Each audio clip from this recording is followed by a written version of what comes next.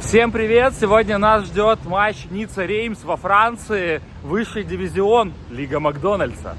Сейчас я в Барселоне, потому что еще позавчера тут был полуфинал Лиги Чемпионов с участием Интера. Эта площадь была заполнена фанатами. Я был на матче, если интересно, есть выпуск. И вот сейчас буду вылетать в Ниццу. Вылет у меня через час. Я хотел приехать пораньше, посидеть в лаунже, но я уже опаздываю. Вот такой вот я человек, все время опаздываю. С площади Испании можно добраться в аэропорт на Аэроэкспрессе за 7,50 евро. На таком модном месте чувствую себя самым главным в этом экспрессе. Вылетаю с первого терминала. Внимательно за этим следите, потому что в Барселоне, например, два терминала, и они далеко друг от друга. И вы можете потерять много времени, если приедете не туда. Лига Макдональдса нас ждет. Ну и не только в Барселоне такая ситуация, поэтому всегда проверяйте, с какого терминала улетаете. Я оказался слишком быстро в этой гонке, поэтому вроде еще есть время заехать в VIP. Сидеть, перекусить. Я еще не завтракал. Вот видите, лаунж, тут можно перекусить. Сейчас покажу вам дальше. На самом деле большой выбор еды. Йогурты, орехи, фрукты, ну и куча основного. Я вот по картошке ударял. Ну, может, у меня какие-то белорусские корни есть. В общем, тут можно хорошо поесть, попить. Это у меня уже третий подход за едой. Какая-то каталонское блюдо. Ну и диванчики, кресла. Свое табло с рейсами. Мой рейс на час задерживается. Значит, я буду меньше в Ницце, больше в Випе. Тут даже томатный сок есть. Вы знаете, что в Италии в магазинах не продается томатный сок? Можно купить только в магазинах с нашими продуктами, но там 5 евро за 2 литра. Но зато одесский соковый завод. У меня как орел и решка, но золотая карта и желание не потратить более $100 совмещается в одном человеке. В Барселоне, конечно же, огромный аэропорт, но Барселона один из самых туристических городов Европы, а возможно и мира. Знаете людей, которые стоят у гейта, когда еще даже посадку не начали? Так вот, это не я тупо прихожу последним. Чуть не опоздал на посадку. Эти сразу 3 самолета готовятся к взлету, тут каждую минуту взлетает самолет, представляете, это трафик. Прощай, Барселона. Хотелось бы так сказать, во вторник после ответного полуфинала Лиги Чемпионов Интер-Барселона в Милане. Подпишись, чтобы не пропустить этот выпуск. Барселона не только туристическая и футбольная, но еще и промышленная. Подлетаем к лазурному берегу Франции. Антиб, бухта миллиардеров. В общем, очень богатые места. Французская ривьера. Приземляемся в аэропорту Ниццы. Стыковка почти как у международной космической станции. Сюрприз, я прилетел из Испании, это тоже Шенген, но нас всех отправили на паспортный контроль. Первый раз такое в еврозоне, чтобы был не выборочный, а вот прям через таможенников. Жесть, в общем, проверили паспорт, ВНЖ, задали кучу вопросов, где я живу во Франции, зачем я приехал, я им показал билет на футбол, когда я уеду, я им показал, как я буду уезжать. В общем, давно не было такого внутри Шенгена. Прям полноценный паспортный контроль с допросом. Добро пожаловать в Ниццу.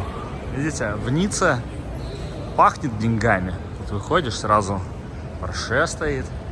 Я люблю Ниццу. Нет, я не могу сказать, что я люблю Ниццу. Я к Ницце равнодушен, но, говорят, хороший город. Многим моим друзьям и подругам нравится. Контроль, конечно, заставил порядочно напрячься. Я в предыдущих выпусках рассказывал, что у меня еще недавно были проблемы с документами. Я поэтому последние полгода не особо за Италию ездил. И у меня был выпуск из Лихтенштейна. И когда я ездил на Бавария Интер в Мюнхен, я рассказывал, что для меня встретить пограничный контроль супер стрёмно. И хорошо, что тогда я его не встретил. Сегодня встретил, но сегодня у меня порядок с документами. Но опасно было. Там вот аэропорт. А вот тут парк Феникс и музей азиатского искусства. Тут вот я хотел после аэропорта зайти сюда, погулять, но самолет задержался, так что сегодня мимо. Но, если что, видите, возле аэропорта удобная локация. Прям пишут, что свободный вход. Мы такое любим, но, увы. Вход в сам парк, выглядит внушительно. Правда, чтобы попасть в парк, надо еще проверку безопасности пройти.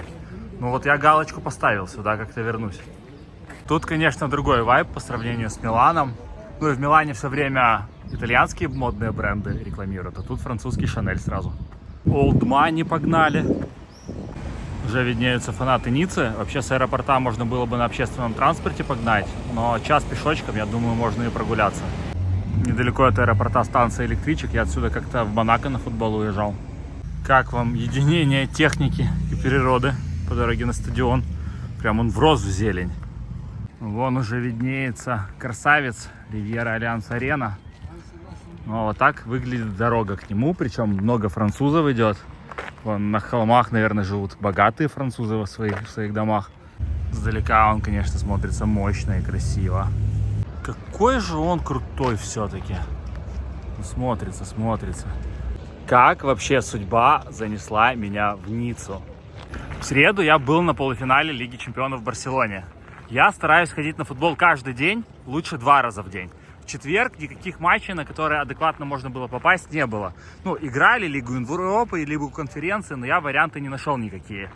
В пятницу, и понимаете, 5 фанатов Интера было в Барселоне. И поэтому добраться из Барселоны в Милан достаточно непростая задача, потому что 5000 человек, на автобусах мало кто, потому что многие летят, ехать далеко. А в субботу у меня уже матч Интера в Милане. И еще и на Парму хочу сгонять. В общем, мне надо было до субботы, со среды добраться в Милан. И по дороге хотел еще зацепить какой-то матч. Я как-то ездил на матч Монако-Ницца, дерби французской ривьеры. Там было супер круто. И до Монако я добирался через Ниццу. И проезжал мимо этого стадиона. И тогда я подумал, что я хочу как-то на него попасть. И я смотрю, что есть рейс Барселона-Ницца за адекватные деньги. То есть, получается, мне в Милан, например, где-то 110 евро стоило добраться. А тут у меня выходят те же 110 евро, но, получается, самолет Барселона-Ницца, потому что это не так востребовано, как эти дни лететь в Милан. И автобус с Ниццы до Милана. Плюс еще я посещаю матч. Супер предложение. Я не мог от такого отказаться. И вот я захожу на свой 92-й стадион. Сейчас прикреплю вам карту стадионов, на которых я был, чтобы вы понимали, насколько я люблю ходить на футбол в разных городах и странах. Достаточно лайтовая проверка безопасности, причем до проверки билетов пустили с вот таким вот немаленьким рюкзаком. Правда, проверили, нет ли воды. И вот я уже в предстадионной зоне, не показывая еще билет. В Италии все про Гарибальди. И видите, в Ницце снова Гарибальди. Тут народ развлекается. Вообще фанаты Ниццы мне очень понравились на дерби Ривьеры. Они были очень крутые. Смотрите на эту очередь. Фаншоп Ниццы за атрибутикой клуба. Ну и тут очень много людей в атрибутике. Это классно. Перед стадионом просто невероятное количество каких-то развлечений. Тут танцуют, там играют виртуальная реальность, баскетбол, виды. В общем, хорошая предматчевая атмосфера. Играет классная музыка. Ну, я с музыкой стараюсь осторожно, потому что YouTube часто банит видео за музыку. Поэтому музыки у меня мало, но она тут играет, она хороша. Вот, несут орла. Орел — это, по-моему, символ клуба. В сопровождении. Тут можете погонять настольный футбол. Тут пробить прямо в цель. В общем, настолько все круто, что я решил обойти стадион вокруг. Хотя я был возле своего входа. Ну, а посмотрим в целом, что тут есть. Посмотрите, как замаскирована полиция. Посмотрите, это полиция со щитами, но они похожи просто на фанатов в спортивной форме. Ну, круто же. А вон Платини, фанат Ювентуса, пробрался. Ну, во Франции много, кстати, за Ювентус. Для детишек есть где развлечься. Вон батут полный, маскот, орел. Смотрите, какие они счастливые. И вон, видите, 4 орла. Посмотрите, как тут аппетитно готовят. Ну, я бы поел бы это точно. Но эта очередь меня останавливает, так что пока буду ходить голодный. Пишут, что хот-дог 6 евро. Ну, в таком месте можно. Ну, и вообще во Франции подороже, чем в Италии. Можно подумать, что тут можно отправиться прямо в рай. Но по сравнению с итальянскими стадионами, с тем же Ювентусом, тут реально рай. Потому что тут не проверяют имена на входе. И никаких очередей. Вы просто берете и заходите. Потому что много гейтов, много входов. Петанг. Национальное развлечение французов. А это какая-то арт-инсталляция. Видимо, сидушки со старого стадиона на память о нем. Ницца, кстати, недавно обыграла ПСЖ 3-1. Ну, ПСЖ, правда, уже не мотивировано. Они досрочно чемпионы Франции. но зато борьба за второе место и вообще за все Еврокубки просто какая-то невероятная. Я сейчас прикреплю вам таблицу. Просто, мне кажется, практически любая команда, там вплоть до 7-го, по-моему, места, не помню, может попасть в Еврокубки, а может не попасть. Я имел в виду, что 7-е место может не просто попасть в Еврокубки, а еще и вообще в Лиге Чемпионов прямое место получить. То есть борьба супер плотная. Альянс Ривьера — это коммерческое название. На международных соревнованиях стадион носит название Стад де Ниц. Вот прям там я как-то ехал по дороге на Фликсбасе до аэропорта и смотрел на этот стадион. И думал, что как-то я тут окажусь. И вот, вы понимаете, мысли материальные. Ну, просто надо не только мыслить, а еще и делать. Футболоджи дает бейджи в дни рождения обладателей золотого мяча, когда ты идешь на футбол. И сегодня мне дали бейдж Луис Суареса. Но не того, который сейчас играет, а тот, который в 1960 году стал лучшим футболистом Европы. И это первый испанский футболист, который играл за итальянский клуб. И как вы думаете, за какой клуб? За Интернационале. Вот мой вход. Как вы думаете, сколько стоит мой билет? Я сегодня иду на футбол за 9 евро. Ну да, это самый дешевый билет, но я купил его на официальном сайте. А мне ничего особо другого и не надо. Все, пару секунд, и я внутри. Могут, когда хотят, делать нормальные стадионы. Цены на бар. 9,50 стоит водичка плюс хот-дог. Уже в комментариях шутят, что смешно, что я вегетарианец, который в каждом выпуске ест мясо. Но это для вас, чтобы показывать, что такое стадионная жизнь, с чем и почем тут кормят. Кстати, не забывайте писать комментарии, я всегда им всем очень рад. Это с заворотной части на центр вроде как проходить нельзя, но вот прям если бы очень хотелось бы, то можно. Получается, вот тут вот через ряды проходите, и вы в центре. Я, наверное, таким заниматься не буду. Я, походу, смогу пойти и сесть рядом с Ультрас Ницце. Это же круче будет. Вот Ультрас уже готовятся поддерживать свою команду, барабанят, поют.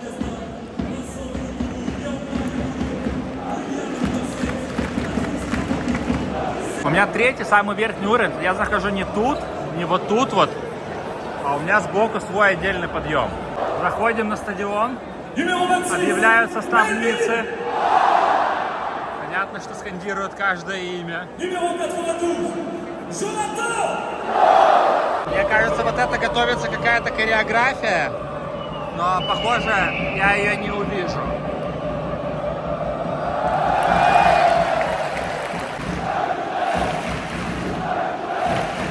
Город морской, поэтому пиратская тема им не чужда. Там веселый Роджер. Тут...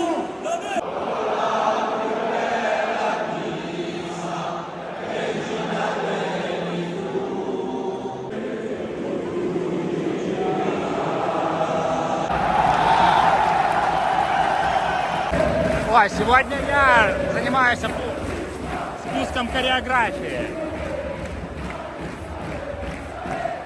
Видите, я уже почти Ультрас Ницце.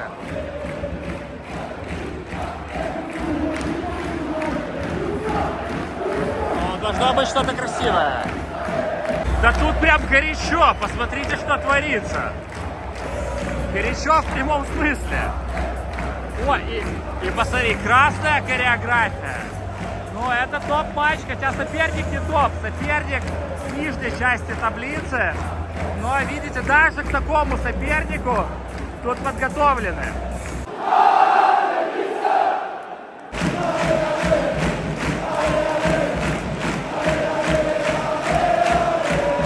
Я вам до матча говорил, что они крутые. Я понимал, куда я еду. Видите, я еще и собираю хореографию. Стал за фанаткой, работай. Что ж, матч начался. Вперед, Ницца. Ну и понятно, что тут фанатка отделена от поля сеткой, чтобы не закидали фаерами или еще чем. Кстати, Ницца победой над ПСЖ 3-1 прервала какую-то суперсильную серию ПСЖ без проигрыша в чемпионате Франции. Если кому вдруг на поле плохо видно, на экране матч показывают. В дальнем конце тоже можно по телеку футбол смотреть. Есть первый гол от Ницце. И сразу тут, видите, горячо становится.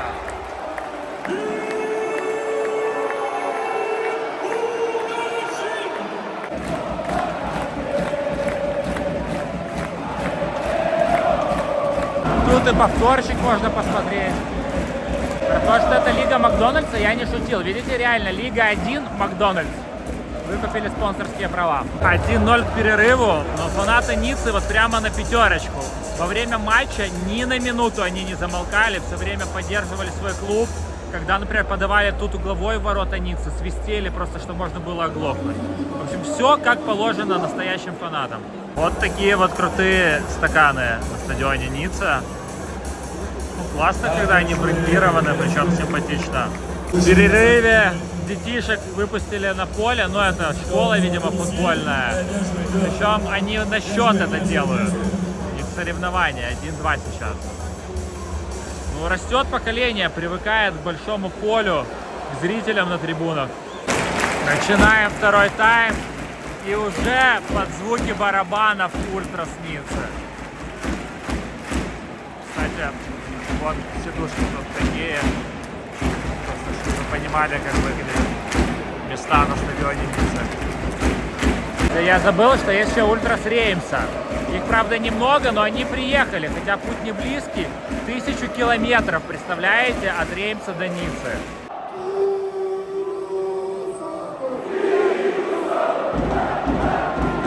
Включили фонарики.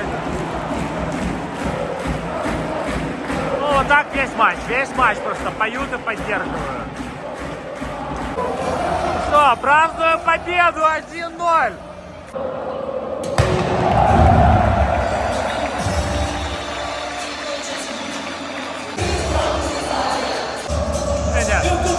Вратарь выбивает мячи. И не только вратарь, вся команда пошла по полю и бьют мячи на трибуны. Ну круто же! Ну что такое мяч для клуба? Это небольшие деньги, а как приятно фанату поймать клубный мяч. Ну и, конечно же, Реймс пошел поблагодарить тех фанатов, которые проехали 1000 километров, чтобы их поддержать. Кстати, видите, у них не просто мегафоны, у них прям колонки установлены. Ну, удобно, удобно. А вот заводящий. С микрофоном. MC. Я думаю, у него там на спине клуб Ницца вытатуирован. Футболисты обошли весь стадион по кругу и пришли к фанатской трибуне поблагодарить своих фанатов.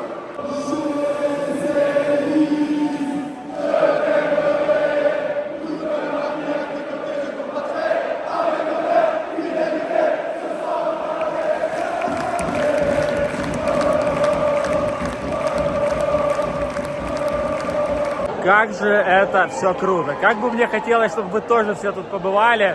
Ну, или хотя бы прочувствовали это через мой выпуск. Что прям сервис, понимаете, можно на лифте спуститься с верхней трибуны. Удобненько. Я не самый большой фанат французского футбола, Лиги Макдональдса, да и Франции в целом, но я вам скажу, что из французских Ницца мой самый любимый клуб.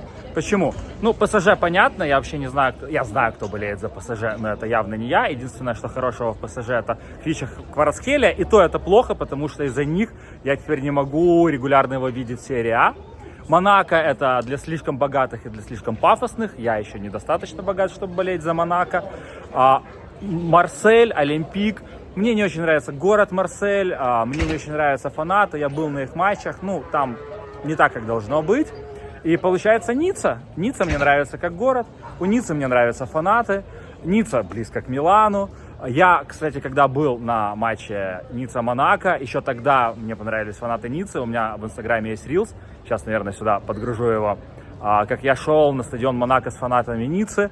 Ну, Ницца вот самый близкий для меня французский клуб. Ну, про остальные я не говорю, вот из топов, поэтому я за Ниццу. Ну и после этого матча Ницца на 3-м месте. Правда, ее легко оттуда могут оттеснить, но хотелось бы видеть Ниццу в следующем году в Лиге Чемпионов. Я после матча, кстати, начал снимать в подтрибунке. Подбежал парень, говорит, удали. Я удалил, он еще проверил, чтобы я удалил из удаленных. А вот закусочная по стадионам. Ну, вы понимаете, в каких она цветах. Там плакаты.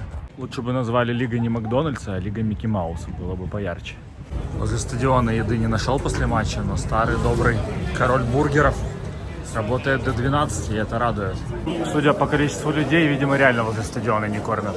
У нас Витель считался чем-то крутым, а во Франции его продают в Бургер Кинге. Ну, правда, за 3,10, но после такого крутого матча Ниццы, мне кажется, никаких денег не жалко. Конечно, Ницца, любовь по всем параметрам, в том числе потому, какой красивый у них стадион. Но я чувствовал, что я на него попаду, он меня манил. Нельзя сказать, что это какое-то прям супер чудо. В принципе, я хотел, я попал, ничего сверхъестественного, но все равно, знаете, вот это ощущение, что все идет как должно идти. И даже план есть, видите, чтобы все видели, где заходите, где выходите, где автобусы. Вот у Ювентуса такого нет, хотя в одни годы стадион строили. 35 тысяч фанатов он вмещает.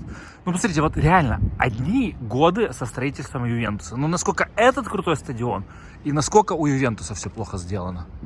И выйти с трибун на этом стадионе было легко, потому что у меня есть выпуск о том, как плох стадион Ювентуса, и там и выйти с трибун всегда тяжело. Тут взял и вышел легко, никаких толп, очередей. Потому что широкий, хороший вход, это легко. Обратно на трамвайчике поеду. Такие у них тут остановки.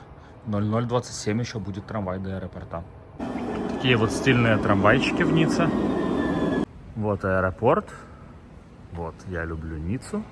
А вот сразу тут остановка Фликсбаса, и я сейчас за 38 евро выезжаю в Милан.